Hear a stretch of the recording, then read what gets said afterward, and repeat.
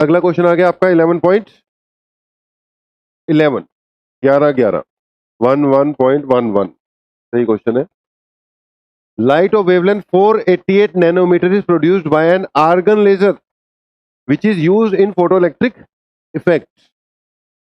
Wavelength दे रखी है बेटा क्वेश्चन में, वही उसी टाइप का क्वेश्चन। देखते हैं कौन आंसर देता है। 488 nanometer is produced by an argon laser which is used in the photoelectric effect. Okay, when light from the spectral line is incident on the emitter, the stopping potential of photoelectron is okay. Stopping potential कितना दे दिया? 0.38 volt. Find the work function of the material. क्या निकालना है जी?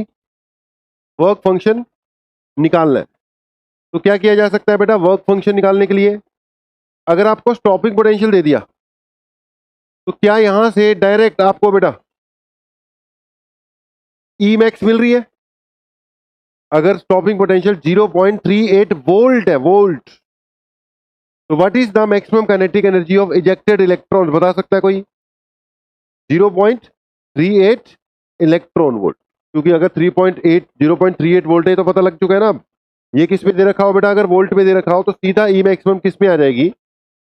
0.38 electron volt. Okay, निकालना क्या है जी आपको? Stopping potential. तो आपके पास फार्मूला है H nu is equal to H nu not plus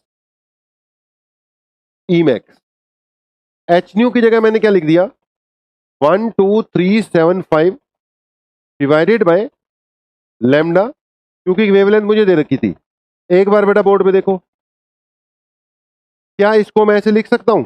energy को, एच न्यू एनर्जी है ना, ये बेसिक इक्वेशन तो ये है। बोल दो, जवाब दे दो, लिख सकते हैं। ये आंसर किस में आएगा आपका? इलेक्ट्रॉन वोल्ट में। ओके, ये चीज क्या है? Work function. ये भी किस में आ जाएगा? इलेक्ट्रॉन वोल्ट में। हमने कैलकुलेट करना है। और ई मैक्स कितनी दे रखी है? It is equal to 0.38। ये भी किस में अवेलेबल है? इलेक्ट्रॉन वोल्ट में। अब यहां पे वैल्यू पुट कर दो भाई, ये पता ही है। यहां से आप क्या कैलकुलेट कर सकते हो? ओमेगा नॉट कैलकुलेट कर सकते हो। बेटा करो और आंसर मैच करो, जल्दी करो। ऐसे ही किया था भाई नैन, यही मेथड लगाया। पहले एनर्जी निकाल ली, उसके बाद वो इलेक्ट्रॉन वोल्ट में आ गई, उसको इससे माइनस कर दिया। ओके, आप एच सी बाय लैम्डा वो लंबा कैलकुलेशन करने की जरूरत नहीं है बेटा, थोड़ा सा ही फर्क आता है, 0.01 0.02 का फर्क आता है, तो ये सही माना जाता है बिल्कुल, मतलब स्टैंडर्ड रिजल्ट ही माना जाता है। ओके, किस किस को समझ में लगा? अब तो इतने क्वेश्चन कर दिए, क्लियर ही है। एक बार हाथ खड़े करो मुझे, किस किस को ये स्टेप समझ में लग गया? सही में समझ में लग रहा है? चलो बढ़िया, अच्छी बात है, इससे मैच हो जाएगा आपका आंसर। अगले पे चलिए, 11.11। मैं जल्दी जल्दी ना हिंट नोट कर लो, हिंट करवा देता हूँ, हिंट दे देता हूँ, एक बार देख लेते हैं कैसे कर रहे हैं। उसके बाद बेटा यहीं पे बैठ के ना सॉल्व करना है, एंड तक आपने आंसर मैच करने हैं। ओके, 11.11 इस तरीके से होना था, और तो कुछ कैलकुलेट करना नहीं है। Find the work function of the material from which the emitter is made, बस यही करना था। अगले क्वेश्चन पे चलते हैं बेटा, 11.12। Calculate the momentum and de Broglie wavelength of the electrons accelerated through a potential difference of 56 volt. Potential difference कितना? 56 वोल्ट। क्या चाहिए? De Broglie wavelength as well as momentum. बात किसकी चल रही है? इलेक्ट्रॉन्स की चल रही है। अगर इलेक्ट्रॉन्स की चल रही है तो डी ब्रोगली वेवलेंथ निकालने का, अगर वोल्टेज दे रखी हो तो मेरे पास डायरेक्ट ही फार्मूला बेटा क्या लगा दूंगा, जल्दी बताओ। Lambda is equal to 12.27 divided by √56। Answer सीधा किसमें? एंगस्ट्रॉम में। जल्दी बताओ, क्लियर है? हो सकता है थोड़ी सी यहां पे आपको जो कैलकुलेशन में दिक्कत आनी है, कहां पर आनी है? रूट निकालने में। अगर ये सिंपल होता, 49 होता तो 7 आ गया होता, इजीली सॉल्व हो जाता। अब नहीं है तो भाई जो है वही करना पड़ेगा ना, आपको रूट निकालना आना चाहिए, या √56 की वैल्यू अगर एग्जाम में मान लो आता है ना, बोर्ड एग्जाम में या किसी भी कॉम्पिटिटिव एग्जाम में आता है, तो पहली बात 99% चांसेस है कि ऐसा आएगा ही नहीं, वो देगा ही वो वैल्यू जिसका रूट निकलता होगा। और अगर देगा तो फिर वो साइड में क्या कर देता है, √56 की वैल्यू आपको प्रोवाइड कर देगा। मतलब इस टाइप का क्वेश्चन आएगा। ओके, यहां से हो जाएगा, जल्दी बताओ, क्लियर हो गया? और थोड़ा रिस्पॉन्स दो, आज फिर तुम लोग ढीले ढाले से हो गए हो, थोड़ा सा रिस्पॉन्स दो, अभी काम बहुत बाकी है करने के लिए। ये क्वेश्चन क्लियर है कि नहीं? रट गया सबको फार्मूला इसका कि नहीं? इलेक्ट्रॉन की डी ब्रोगली वेवलेंथ का फार्मूला क्या आएगा? 12.27 डिवाइडेड बाय रूट 56। ओके, कोई बच्चा बता दे भाई फर्स्ट पार्ट कैसे करोगे? अच्छा, मैंने फर्स्ट पार्ट पहले नहीं कराया, मैंने पहले वेवलेंथ निकाल ली। अब वेवलेंथ निकालने से मोमेंटम निकालना क्या होगा? इजी होगा, क्योंकि अगर आप वोल्टेज वाले तरीके से निकालते तो पहले वोल्टेज से एनर्जी निकालते, एनर्जी से क्या निकालते? मोमेंटम निकालते। मैंने वेवलेंथ निकाल ही ली है, अब चुपचाप क्या लगा दूंगा? एच ओवर पी, यानी पी इज इक्वल टू क्या आ जाएगा बेटा? H divided by lambda. H की वैल्यू पुट करो, वेवलेंथ की वैल्यू पुट करो, क्या कैलकुलेट हो जाएगा? मोमेंटम कैलकुलेट हो जाएगा। एक गलती जो आप करोगे, क्या करोगे चलो बताओ। यहां से आपने जो वेवलेंथ निकाली, किसमें निकाली है? एंगस्ट्रॉम में। चलो ये तो आपका आंसर सही मान लिया जाएगा, क्योंकि आपने साथ में लिखा होगा एंगस्ट्रॉम। लेकिन जब यहां से बेटा मोमेंटम निकालोगे, तो मोमेंटम तो ऐसे ही में निकालोगे, एच भी किस में पुट करोगे? ऐसे सिस्टम में पुट करोगे, तो लैम्डा की वैल्यू भी किस में कन्वर्ट करनी पड़ेगी आपको? एसआई में कन्वर्ट करनी पड़ेगी। तो यहां से बेटा जो भी वेवलेंथ आई होगी, जब यहां पुट करोगे, it has to be converted into metres also. 10⁻⁻10 से क्या करना पड़ेगा? मल्टीप्लाई करना पड़ेगा। ओके, यहीं पे छोड़ के अगले क्वेश्चन को देख रहा हूं। मैं बार बार बोल रहा हूं, एक बार मैं इनके हिंट दे दूं सबके, फिर आपको कैलकुलेट करते हुए चेक करेंगे। इसके आंसर अभी कभी मैच करोगे, एनसीईआरटी बुक आप लेकर आए हो, बहुत बढ़िया बात है। साथ के साथ इसके आंसर आज ही आज क्या हो जाएंगे? चेक हो जाएंगे। 7 क्वेश्चन बचते हैं बस हमारे पास। 12th के बाद आगे क्वेश्चन नंबर 13 पे। 13 यानी 11.13। What is momentum and speed? क्या क्या निकालना है? Momentum and speed and de Broglie wavelength, तीन तीन चीजें निकालनी है। Of an electron with kinetic energy of 120 electron volt. इस बार उसने वोल्टेज नहीं दी, क्या दी है? काइनेटिक एनर्जी दी है। जब उसने काइनेटिक एनर्जी दी है, तो चल सी पार्ट में पहले निकाल रहा हूं। Lambda is equal to H over under root 2m E. क्या फार्मूला लगाओगे? H upon under root 2 × m × E वाला लगाओगे, क्योंकि इस बार उसने सीधा क्या दे दिया आपको? ई दे दी। ई की जगह कितना पुट करोगे? चलो कौन बताएगा मेरे को? What will be the value of E here? क्या पुट करो इसकी जगह? बोलो शाबाश। सिर्फ 120 पुट करने से काम चल जाएगा कि उसको कुछ कन्वर्ट भी करना पड़ेगा? 120 पुट करने से काम चलेगा कि उसको कन्वर्ट भी करना पड़ेगा? जवाब दे दो यार। अब इसमें इतना सोचने वाली तो कोई बात नहीं है। ये जो 120 दे रखी है, किस में दे रखी है? इलेक्ट्रॉन वोल्ट में। इसमें सब कुछ किस में पुट कर रहे हो तुम लोग? ऐसा ही सिस्टम में पुट कर रहे हो। तो इस इलेक्ट्रॉन वोल्ट को किस में कन्वर्ट करना पड़ेगा? जॉल्स में कन्वर्ट करना पड़ेगा। तो जो आपकी एनर्जी है बेटा, energy is 120 into 1.6 into 10⁻⁻19 joules. ये वैल्यू इसमें पुट करोगे, मतलब जो भी 120 पुट करोगे, इसको ई से क्या करना था? मल्टीप्लाई भी करना था। ओ भाई सी पार्ट जल्दी से बोलो, क्लियर हो गया? थोड़ा एक तो बोलना शुरू करो यार, ऐसे काम नहीं चलने वाला। तुम लोग तो बैठे हो बुक बंद कर, कुछ तो बोलो कम से कम। इतने क्वेश्चन करा दिए, बैठे हो, आवाज नहीं निकाल रहे हो। मोमेंटम कैसे कैलकुलेट करोगे? चलो जल्दी बताओ, मैं यहां बुला के बुलवाऊंगा, फिर पहले बता रहा हूं। मोमेंटम के लिए अब क्या किया जा सकता है? आपको एनर्जी दे रखी है, मोमेंटम निकालना है, जल्दी बोलो। √2m। आप मोमेंटम के लिए क्या करोगे? √2m करोगे। जब आप इसको सॉल्व कर रहे थे, वैसे मैं पहले मोमेंटम निकालता तो बेनिफिट में रहता, क्योंकि जो मोमेंटम की वैल्यू √2m यहां निकाली है ना, वही एज इट इज यहां पे क्या कर देता? पुट कर। मेरे माइंड में आया कि पहले वेवलेंथ निकाल लेते हैं, लेकिन मोमेंटम सीधा किससे निकलना था? √2m से निकलना था। ई की वैल्यू क्या पुट करनी थी भाई? 120 इंटू 1.6 इंटू 10⁻⁻19। तो मोमेंटम निकालने के लिए √2m, वेवलेंथ के लिए ये, और बीच में क्या बच गया? स्पीड। स्पीड के लिए वहां फिर पूरे ही करना पड़ेगा बेटा।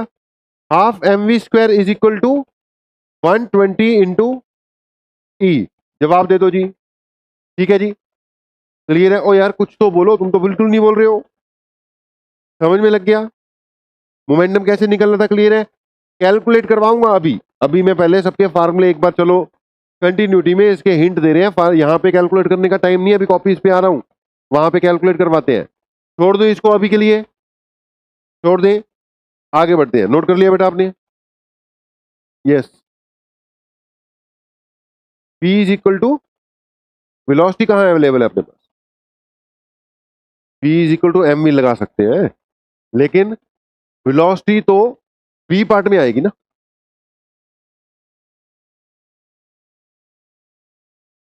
अच्छा बी पार्ट में, हाँ ठीक है, सही बोल रहे, सही बोल रहे, यू आर राइट, सही है। जब हमने मोमेंटम निकाल ही लिया तो आप एनर्जी से ऐसे भी निकाल सकते हो वेलोसिटी, आप P is equal to M V से भी निकाल सकते हो। सही है, सही है। सुना बेटा इसने क्या बोला कि फर्स्ट पार्ट में मोमेंटम तो निकाल ही लिया था ना, तो बी पार्ट में वेलोसिटी निकालनी थी, तो P is equal to M into V लगेगा, जहां पे m क्या है आपका मास ऑफ इलेक्ट्रॉन है, m is mass of the electron. Mass of the electron भूल गए कि याद है अभी तक? मास ऑफ द इलेक्ट्रॉन बहुत बार बोला, मास ऑफ द इलेक्ट्रॉन की वैल्यू कितनी है? 9.1 into 10 to power -31 kg। Okay ठीक हो गया। 11.13, 11.14 देखना, हिंट देंगे बस, कैलकुलेशन अपने आप करनी होगी, ध्यान देना बेटा, लंबी कैलकुलेशन वाला क्वेश्चन जाएगा ये। एक बार सुन लो बस, करना क्या है। कहता था wavelength of light from the spectral emission of line of sodium is 589 nanometre. मतलब एक इलेक्ट्रॉन की ट्रांजिशन के कारण वेवलेंथ एमिट हुई है जो कि कितनी दे रखी है? 589 nanometre. Find the kinetic energy, find the kinetic energy यानी एनर्जी निकालनी है at which an electron and a neutron would have same de Broglie wavelength. कहता है कि वो एनर्जी निकालो जिस पर एक इलेक्ट्रॉन और एक न्यूट्रॉन की सेम डी ब्रोगली वेवलेंथ हो जाए। ओके, पहले बेटा आप इस वेवलेंथ की करस्पॉन्डिंग क्या निकाल लोगे? एनर्जी निकाल लो। ओके, आपको पता है एनर्जी किसके इक्वल होता है? hc bye lambda. ओके, निकालनी क्या तुमने? De Broglie wavelength. De Broglie wavelength किसकी इक्वल होती है? h upon m into V, या फिर lambda is equal to h upon under root 2 into M into E. बोलो जी, सही है, ठीक है। इन दोनों का यूज कर कर आप क्या निकाल के रख लोगे? एनर्जी। ठीक है जी। अब ये जो एनर्जी है इसकी वैल्यू यहां पुट करो। एक बार किसके लिए पुट करोगे? इलेक्ट्रॉन के लिए। मास ऑफ क्या पुट करोगे? इलेक्ट्रॉन। और एक बार किसके लिए पुट करोगे? न्यूट्रॉन के लिए। ठीक है, एक बार किसके लिए पुट करोगे? इलेक्ट्रॉन के लिए। एक बार क्या पुट करोगे? Find the kinetic energy at which an electron and neutron would have the same de Broglie wavelength. लेकिन फाइंड तो क्या करनी है बेटा? हमने काइनेटिक एनर्जी फाइंड करनी है। एक बार दोबारा देखते हैं। Wavelength of light from the spectral emission, wavelength तो दे रखी थी। Find the kinetic energy at which electron momentum would have the same de Broglie wavelength. Okay, ऐसे नहीं करना, दोबारा सुनो, दोबारा सुनो। इलेक्ट्रॉन और जो प्रोटॉन है, इस क्वेश्चन में क्या दे रखा है, एक बार दोबारा सुन लो। वेवलेंथ, क्वेश्चन कह रहा है the wavelength of light from the spectral emission line of sodium दे रखी है। बेटा वेवलेंथ दे रखी है आपको, ठीक है जी। कह रहा है कि एक इलेक्ट्रॉन और एक प्रोटॉन की ये वेवलेंथ करने के लिए कितनी एनर्जी हो, तो फार्मूला तो यही यूज करेंगे, lambda is equal to H upon root 2 M E. लेकिन बेटा कैलकुलेट क्या कर रहा है? एनर्जी कैलकुलेट कर। अब हमें यही फार्मूला यूज कर कर एक बार एनर्जी किसके लिए कैलकुलेट करनी है? इलेक्ट्रॉन के लिए। एक बार किसके लिए कैलकुलेट करनी है? प्रोटॉन के लिए। वेवलेंथ दोनों केसेस में क्या यूज करनी है?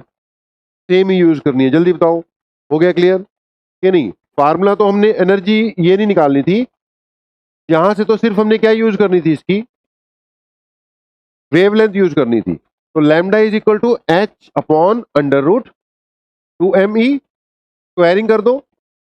Lambda square is equal to H square divided by 2 M into E.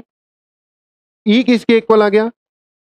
H square divided by 2 into M into lambda का स्क्वायर। ओके, देखो ध्यान से, ई किसके इक्वल आ गया? H square divided by 2 M lambda का स्क्वायर। तो एक बार आपने, जब आपने इलेक्ट्रॉन की एनर्जी निकालनी है मास किसका पुट करना है? इलेक्ट्रॉन का। वेवलेंथ तो यही यूज होगी 589 इंटू 10⁻⁻⁹ कितनी यूज करोगे? 589 इंटू 10⁻⁹ वो इलेक्ट्रॉन की एनर्जी आ जाएगी। और जब आपने प्रोटॉन का, प्रोटॉन है कि न्यूट्रॉन है दूसरा? न्यूट्रॉन। न्यूट्रॉन का निकालना है तो यहां पे मास किसका पुट होगा? न्यूट्रॉन का। ठीक है जी, ठीक है जी। अभी करके इसका क्या करेंगे हम? आंसर मैच करवा देंगे। ओके, अभी एक बार सारा बता दे बस। ओके, ये क्वेश्चन थोड़ा सा ध्यान से देख लेना। अभी तक एक दो क्वेश्चन ही आए हैं जो काम के थे, उसमें से फिर ये वाला भी ध्यान देने वाला। ठीक है, बाकी तो जनरल क्वेश्चन चले जा रहे हैं। चेंज करें, चेंज करें। बेटा सिर्फ नोट कर रहे हो कि समझ रहे हो? समझ रहे हो ना? करवा के देखने यार, ऐसे काम नहीं, इस बार छोड़ूंगा नहीं मैं। 11.15 चेक करो जी। What is the de Broglie wavelength of? Okay, इस बार मैं नाम लेकर पूछूंगा कि भी इसका आंसर कौन दे रहा है। ओके, आप हैंड रेज कर सकते हो या मैं नाम लेके पूछूंगा, फिर बताना है। What is the de Broglie wavelength of A bullet of mass 0.04 kg travelling at A speed of this? Okay, अगर मैं फर्स्ट पार्ट कह रहा हूं, बुलेट का मास दे रखा है, बुलेट की स्पीड दे रखी है, डी ब्रोगली वेवलेंथ निकालनी है, तो कौन सा फार्मूला यूज होगा? मतलब विच फार्मूला टू बी यूज? इस वाली साइड से बताओ। हिमांशी आप बताओ क्या फार्मूला यूज करते हैं ए पार्ट में?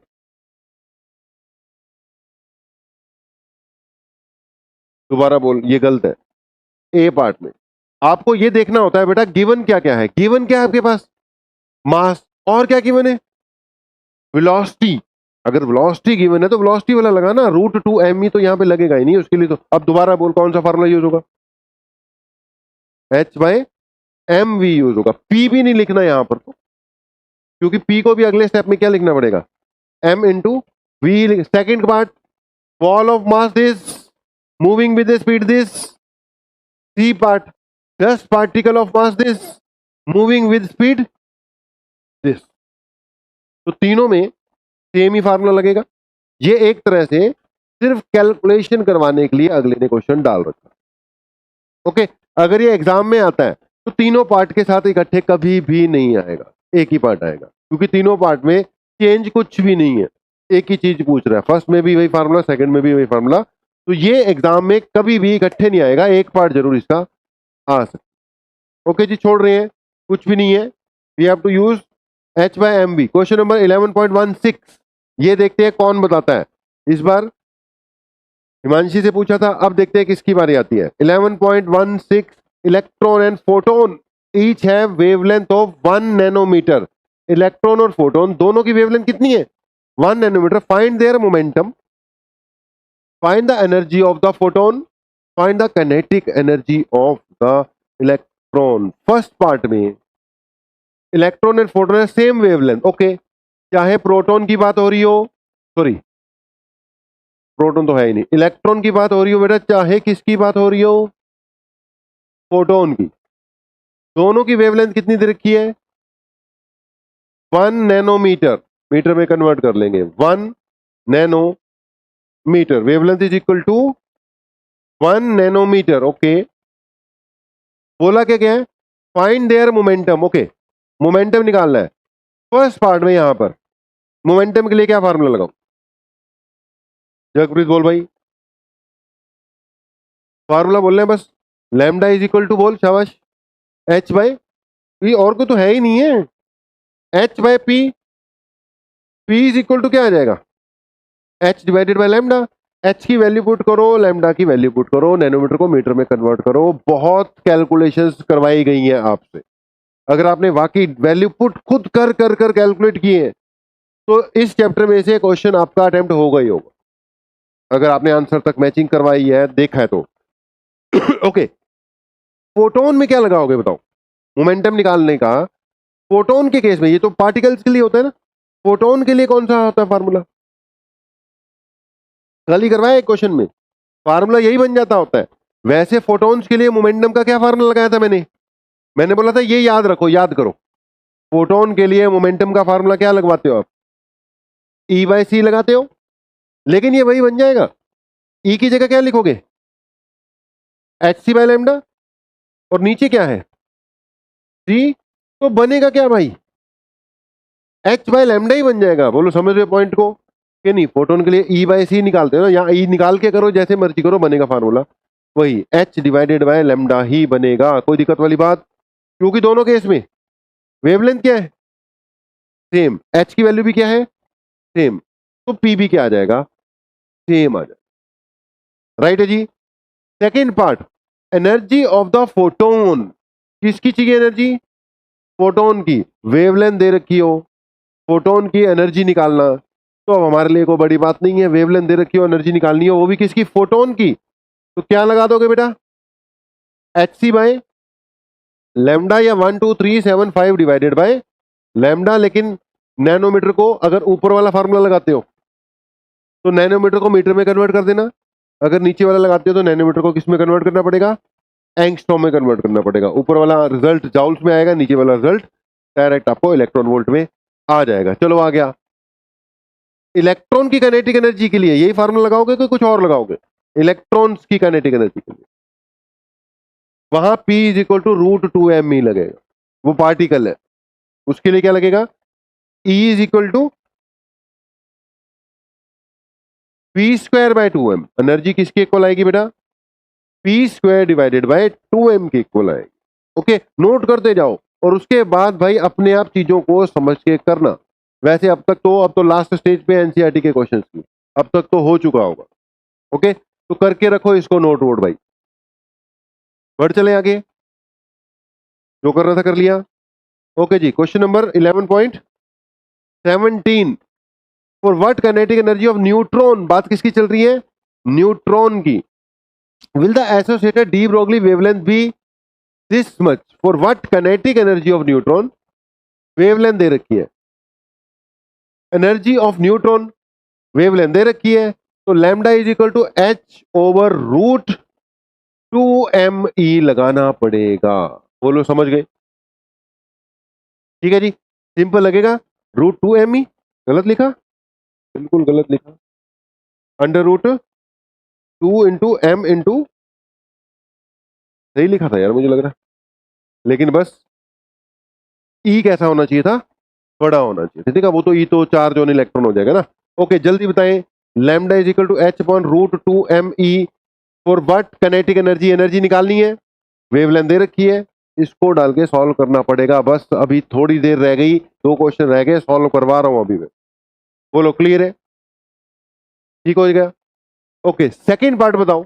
Also find D Broglie wavelength of neutron in thermal equilibrium with matter having average kinetic energy of 3/2 kT at 300 kelvin. B part याद करो, जब मैंने करवाया था टॉपिक तो मैंने बोला था न्यूट्रॉन के लिए ना टेम्परेचर वाले कंसेप्ट से डी ब्रोगली वेवलेंथ निकालनी आ सकती।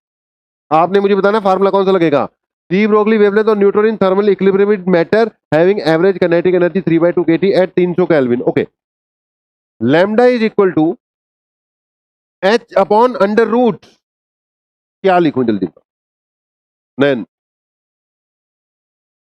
h अपॉन अंडर न्यूट्रॉन है, टेम्परेचर की बात कर रहा है, टेम्परेचर की बात की, थर्मल इक्विलिब्रियम पर टेम्परेचर कितना है 300 केल्विन, तो न्यूट्रॉन की डी ब्रोगली वेवलेंथ चाहिए। यस, दोबारा बोलो जोर से, h डिवाइडेड बाय 3/2 kT, तो यहां पर भी दे ही रखा है, ऐसा ही है। ऐसा भी कोई फार्मूला अपने पास, मैंने लिखवाया था, क्या था बताओ, मैं भूल गया भाई, क्या था, 30.8 डिवाइडेड बाय रूट। इससे ऊपर क्या था, ये 3m/kT था कि नहीं, ओरिजिनल क्या था 3m/kT, लेकिन मैं सही में भूल गया था, मेरे माइंड में अभी पता कौन सा फार्मूला था, ये था, लेकिन चलो लिखवाया होगा यार। अब एक बार कंफर्मेशन लेते हैं, फिर आंसर बताओ मैच हो रहा है कि नहीं हो रहा। यहां क्या पुट करना है, अच्छा कभी डिग्री सेल्सियस में दिया हो तो डिग्री सेल्सियस में नहीं पुट करना, 11वीं में सिखाया है मैंने। ये जितने भी फार्मूलाज होते हैं यहाँ पे भी टी आ रहा होता है, टेम्परेचर का भी डिग्री सेल्सियस। इसका आंसर कंफर्म करो भाई, 300, और पीछे देखो मैच हो रहा है डी ब्रोगली वेवलेंथ से कि नहीं हो रहा, 30.8 डिवाइडेड बाय √300, क्योंकि अब यूज कर रहे हैं पहली बार, तो कंफर्म कर लेना। 30.8 डिवाइडेड बाय रूट 300।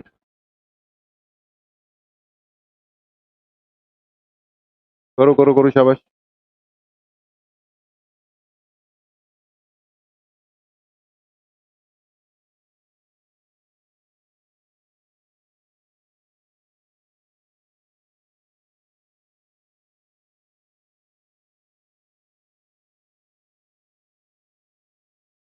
कितना आ गया? 20, 22, बस सिर्फ 22। पीछे आंसर क्या? 20। तुम्हारा कैलकुलेट कर किया गया है 1.78। इसको सॉल्व करके, कितना आया भाई? ये बताओ मेरे को, तुम कंफ्यूज हो जाते हो बहुत जल्दी। इसको सॉल्व किया तो कितना हुआ? 1.78 एंगस्ट्रॉम आया होगा ना? ये कितना आया होगा? 1.78 एंगस्ट्रॉम में ना। हमने जो रिजल्ट दे रखे हैं, पीछे आंसर क्या दे रखा है? 0.145 नैनोमीटर, मतलब 1.45 एंगस्ट्रॉम। ज्यादा फर्क आ गया। 1.45 एंगस्ट्रॉम। कुछ also find the de Broglie where neutron in thermal equilibrium with matter having average kinetic energy of 3/2 kT at 300 kelvin. अगर हम इसको इसके हिसाब से करें, ये 30.8 ही लिखवाया हुआ है ना? 30.8 divided by root T. Okay, कोई बात नहीं। ये 1.78 है, ये क्या है? 1.45। फार्मूला ये सही है। ओके, लेकिन अगर ये जो एनसीईआरटी बुक वाले जितने भी आंसर दे रहे हैं ना बेटा, ये दे रहे हैं बड़े माइन्यूटली। माइन्यूटली मतलब ये सब्जेक्टिव के हिसाब से दे रहे हैं ना। तो अगर हमें इस टाइप का क्वेश्चन आ जाए, अब जैसे 12.27 वाला, वो तो लगभग आपका क्या कर रहा है? मैच कर रहा है। तो इसमें आप इसी को प्रेफर करो, H/3m/kT पुट करके। अभी करके देखते हैं। एक और क्वेश्चन रह गया, वो करवा दूं। इससे देखते हैं आंसर कितना नियर बाय जा रहा है आपका। ठीक है, बाकी आंसर नियर ही है इसके, लेकिन थोड़ा सा पॉइंट्स में सेकंड डेसिमल में फर्क आया होता ना, तो फिर हम इग्नोर कर देते। लेकिन ये फर्स्ट डेसिमल में ही क्या दो का क्या आ गया? फर्क आ गया कि इग्नोर नहीं कर रहे, मान के चलो कि हमने यही वाला फार्मूला अभी लगाना है। ठीक है, इसका भी देखते हैं कि क्यों इतना ज्यादा फर्क आ गया। 30.8 divided by root T angstrom. हाँ, गलत नहीं है, नियर बाय तो आ गया, लेकिन डेसिमल में फर्स्ट डेसिमल पे क्या आ गया? फर्क आ गया। तो इसलिए हम कहेंगे यही वाला फार्मूला लगाओ। बाकी कोई बात नहीं, अभी इसको ना चेक करते हैं, इस फार्मूले से लगा के कितना फर्क आ रहा है। अगर इससे भी फर्क आ रहा है तो फिर इसका मतलब ये हमारा क्या है? सही है। ठीक है, चेक कर लेते हैं। फार्मूले सारे सही लिखाए हुए हैं, चेक कर लेते हैं इसको। फर्स्ट पार्ट भी हो गया, सेकंड पार्ट भी हो गया। अब यहां से ये पता लगता है कि जो बताया हुआ है उसमें से कई चीजें आप लोगों को याद भी रह जाती हैं। वो 30.8 वाला भी आपको फार्मूला बताए रखा था, मैं भूल गया था कि बता दिया है। 18 क्वेश्चन देखना बेटा। Show that wavelength of electromagnetic radiation is equal to the de Broglie wavelength of photon. Show that wavelength of EM radiation is equal to de Broglie. देखो, ये अभी मैंने थोड़ी देर पहले शो किया था, ध्यान से सुनना। क्या energy is equal to H C by lambda होता है? बोल दो भाई, एनर्जी किसके इक्वल होता है? H C divided by lambda. Okay, क्या हमने momentum is equal to E by C भी यूज किया हुआ है कि नहीं किया हुआ? जल्दी बता दो, मोमेंटम किसके इक्वल होता है? E divided by C. अब E H C by lambda है, पी किसके इक्वल है? E by C. ये किसके लिए चल रहा है बेटा? ये सब किसके लिए चल रहा है? फोटोन की बात हो रही है। ये भी फोटोन का फार्मूला, ये भी किसका है? फोटोन का ही है। ओके, तो क्या मैं अभी अभी थोड़ी देर पहले करके दिखाया था, ई को क्या लिख सकता हूं? H C by lambda. ये सी कट गया, ये क्या हो गया? कट गया। यानी फोटोन के लिए अगर मैं कैलकुलेट करता हूं तो डी ब्रोगली वेवलेंथ किसके इक्वल आ रही है? एच डिवाइडेड बाय पी के इक्वल आ रही है। ठीक है, दिस इज फॉर फोटोन। और हमें पता है फॉर पार्टिकल्स आल्सो जो डी ब्रोगली वेवलेंथ होती है वो किसके इक्वल होती है? एच बाय पी के इक्वल ही होती है। तो ये 2 बार हो चुका है, मतलब कल भी कराया था, आज भी कराया है। ये इस तरीके से कैलकुलेट होगा, आती सेम ही है। फार्मूला सेम ही आता है, डी ब्रोगली वेवलेंथ का फार्मूला, चाहे फोटोन हो चाहे इलेक्ट्रॉन हो, आता उसके पार्टिकल हो, आता उसके लिए क्या है, सेम ही। ये इस टाइप से किया जा सकता है। ओके, कर दो चेंज। ओके, ये तो न्यूमेरिकल नहीं था, वैसे ही क्वेश्चन आ गया। एक क्वेश्चन और है बेटा 19। What is the de Broglie wavelength, देखना जी ध्यान से, what is the de Broglie wavelength of A nitrogen molecule. बात किसकी चल रही है, nitrogen molecule in air at 300 kelvin. क्या इसमें मैं 30.8 डिवाइडेड बाय रूट टी लगा सकता हूं? नहीं, ये सिर्फ किसके लिए है, न्यूट्रॉन के लिए। यहां पे न्यूट्रॉन नहीं है, क्या है, नाइट्रोजन है ना, नाइट्रोजन ही बोला ना। तो इसके लिए क्या लगना है, टेम्परेचर वाला कंसेप्ट है, अंडर रूट 3m/K अब यहां पे पंगा किस चीज का है, एच की वैल्यू सबको पता है, टी क्वेश्चन में दे रखा है केल्विन में। दो चीजें हैं भाई, एक तो क्या लगेगा मास ऑफ नाइट्रोजन, दूसरा क्या लगेगा Boltzmann's constant. Okay, mass of nitrogen कितना लोगे जल्दी बताओ। नाइट्रोजन मॉलिक्यूल बोला है, ऊपर से नाइट्रोजन क्या बोला है, मॉलिक्यूल बोला है, N2 का मास जल्दी बताओ कितना लोगे, कितना दे रखा है, हाँ दिया हुआ। Atomic mass of nitrogen is 14.0076। तो तुम यहां क्या पुट करोगे, बोलो 28 पुट। ये नहीं पुट करोगे क्योंकि क्या बोल रखा है, क्वेश्चन को पढ़ो। What is the de Broglie wavelength of A nitrogen molecule, जो इधर उधर भागा फिर रहा है, जिसके पास काइनेटिक एनर्जी है, जिसके कारण उसकी डी ब्रोगली वेवलेंथ आएगी। वो एन थोड़ी भागा फिर रहा है, कौन भागा फिर रहा है, N2, इकट्ठे है ये, जोड़ी है ये, N2 इधर उधर भाग रहा है। बोलो पॉइंट समझ रहे हो कि नहीं, ये मॉलिक्यूल्स ही भागते हैं ना। अगर हाइड्रोजन की बात करेगा तो मास H का नहीं लेना होता, किसका लेना पड़ेगा, H2 मॉलिक्यूल का लेना पड़ेगा। बोलो पॉइंट फॉलो कर लिया ना। अब उसने तो किसका दे रखा है, नाइट्रोजन का दे रखा है ना, इसका डबल करो, 28 पॉइंट जो भी बनेगा वो लेना पड़ेगा, समझ गए। तो यहां पर एक तो इसकी जरूरत पड़ेगी। ओके, पिछली बार जब हम डिस्कस कर रहे थे तो इसकी बात आई थी, एक बच्चे ने पूछा था कि सर बोल्ट्जमैन कांस्टेंट की वैल्यू तो बता दो। फिर मैंने कहा था याद नहीं है यार, निकाल लेते हैं। फिर मैंने कैलकुलेट करवाई थी कि यार आर को किससे डिवाइड कर दो, एवोगैड्रो नंबर से डिवाइड कर दो। आर की वैल्यू 8.314 होती है, इसकी 6.023 इंटू 10 की पावर 23 होती है। इसको सॉल्व करके निकाली होगी, किसी ने उसको कैलकुलेट करके अपनी कॉपी में सही से लिख लिया या कहीं से देख के लिख लिया, किसकी वैल्यू क्या आ जाती होती है, बोल्ट्जमैन कांस्टेंट की क्या आ जाती होती है, 1.3 इंटू -23। बेटा एक बार दोबारा कैलकुलेट करो, क्या ये एग्जैक्टली 1.3 है, 8.314 को करो डिवाइड, 1.38 करके देख ले, 1.380। ओके, तो बेटा 1.3 और 1.38 में ज्यादा फर्क है, इसलिए इग्नोर नहीं कर सकते। तो इसकी वैल्यू क्या मान के चलना, यही वैल्यू होती है, स्टैंडर्ड वैल्यू यही लिखी होती है किताबों में। तो हमने कैलकुलेट की थी उस दिन 1.38 इंटू 10⁻⁻23। कुछ नहीं करना, यहां पे वैल्यू पुट करनी है, ठीक है जी।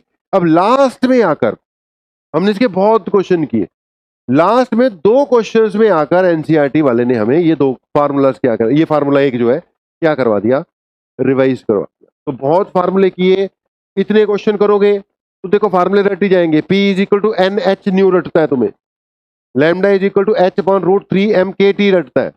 इसका 30.8 वाले पे अभी हमने क्या किया, होल्ड किया। होल्ड मतलब हमारा आंसर एनसीईआरटी वाले से ज्यादा मैच किया नहीं, ज्यादा फर्क आ गया तो उसको होल्ड पे रखा है।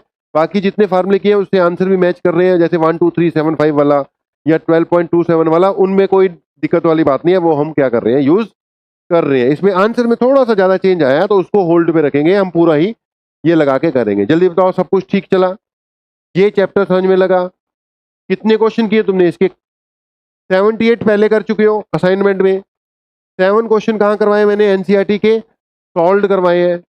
उसके बाद 19 क्वेश्चन क्या करवा दिए, इसके एक्सरसाइज के करवा दिए। कुछ क्वेश्चन इसकी एडिशनल में भी है, लेकिन एडिशनल हम बाद में लेटर ऑन देखेंगे, अभी हम बीच के सॉल्व प्लस बैक एक्सरसाइज के सारे क्वेश्चन कवर अप करते हुए चलेंगे।